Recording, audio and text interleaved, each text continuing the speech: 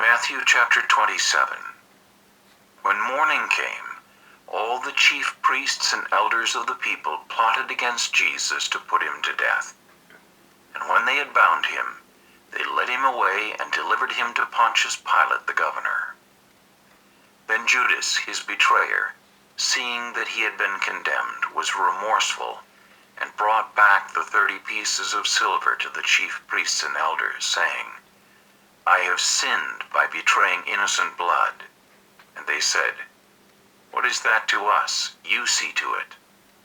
Then he threw down the pieces of silver in the temple and departed, and went and hanged himself.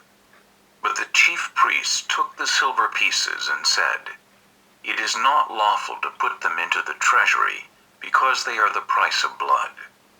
And they consulted together, and bought with them the potter's field to bury strangers in. Therefore that field has been called the field of blood to this day. Then was fulfilled what was spoken by Jeremiah the prophet, saying, And they took the 30 pieces of silver, the value of him who was priced, whom they of the children of Israel priced, and gave them for the potter's field, as the Lord directed me.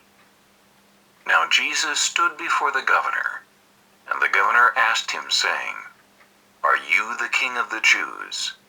Jesus said to him, It is as you say. And while he was being accused by the chief priests and elders, he answered nothing. Then Pilate said to him, Do you not hear how many things they testify against you? But he answered him not one word, so that the governor marveled greatly. Now at the feast the governor was accustomed to releasing to the multitude one prisoner whom they wished. And at that time they had a notorious prisoner called Barabbas. Therefore, when they had gathered together, Pilate said to them, Whom do you want me to release to you, Barabbas or Jesus, who is called Christ? For he knew that they had handed him over because of envy. While he was sitting on the judgment seat, his wife sent to him, saying, Have nothing to do with that just man, for I have suffered many things today in a dream because of him. But the chief priests and elders persuaded the multitudes that they should ask for Barabbas and destroy Jesus. The governor answered and said to them, Which of the two released Barabbas? Pilate said to them, What then shall I do with Jesus, who is called Christ? They all said to him, Let him be crucified. Then the governor said, Why? What evil has he done? But they cried out all the more, saying, Let him be crucified. When Pilate saw that he could not prevail at all, but rather that a tumult was rising, he took water and washed his hands before the multitude, saying, I am innocent of the blood of this just person. You see to it. And all the people answered and said, His blood be on us and on our children. Then he released Barabbas to them, and when he had scourged Jesus, he delivered him to be crucified. Then the soldiers of the governor took Jesus into the praetorium and gathered the whole garrison around him. And they stripped him and put a scarlet robe on him. When they had twisted a crown of thorns, they put it on his head, and a reed in his right hand. And they bowed the knee before him and mocked him, saying, Hail, King of the Jews! Then they spat on him, and took the reed and struck him on the head. And when they had mocked him, they took the robe off him, put his own clothes on him, and led him away to be crucified. Now, as they came out, they found a man of Cyrene, Simon by name. Him they compelled to bear his cross.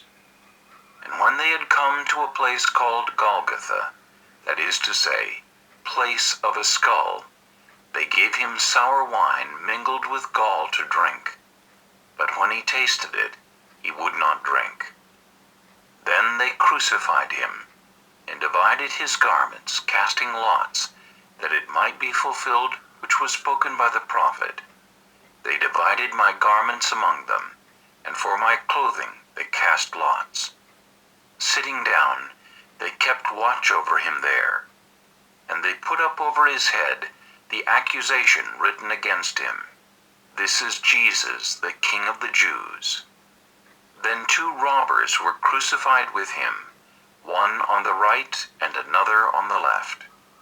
And those who passed by blasphemed him, wagging their heads and saying, "You who destroy the temple and build it in 3 days, save yourself.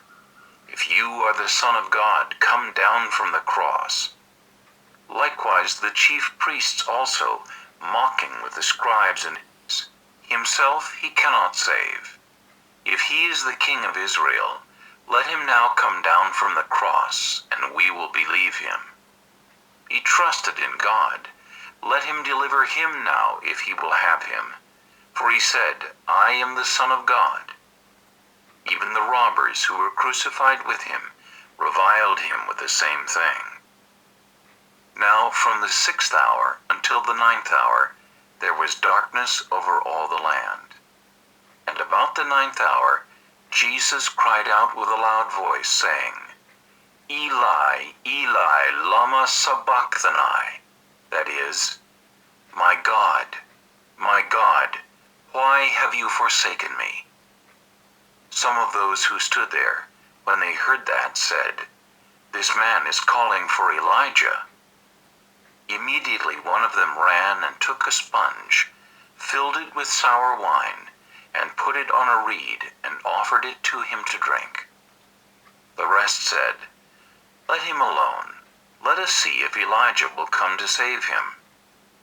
And Jesus cried out again with a loud voice, and yielded up his spirit. Then behold, the veil of the temple was torn in 2 from top to bottom, and the earth quaked, and the rocks were split, and the graves were opened, and many bodies of the saints who had fallen asleep were raised. And coming out of the graves after his resurrection, they went into the holy city and appeared to many.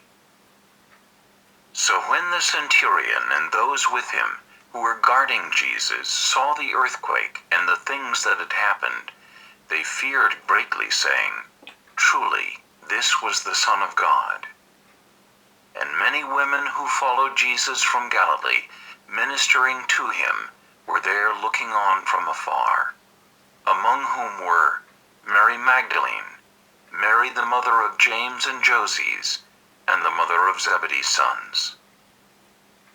Now when evening had come, there came a rich man from Arimathea named Joseph, who himself had also become a disciple of Jesus.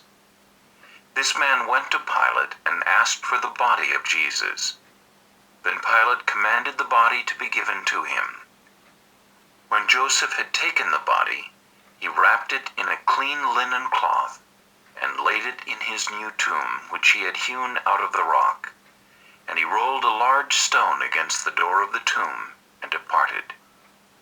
And Mary Magdalene was there, and the other Mary, sitting opposite the tomb.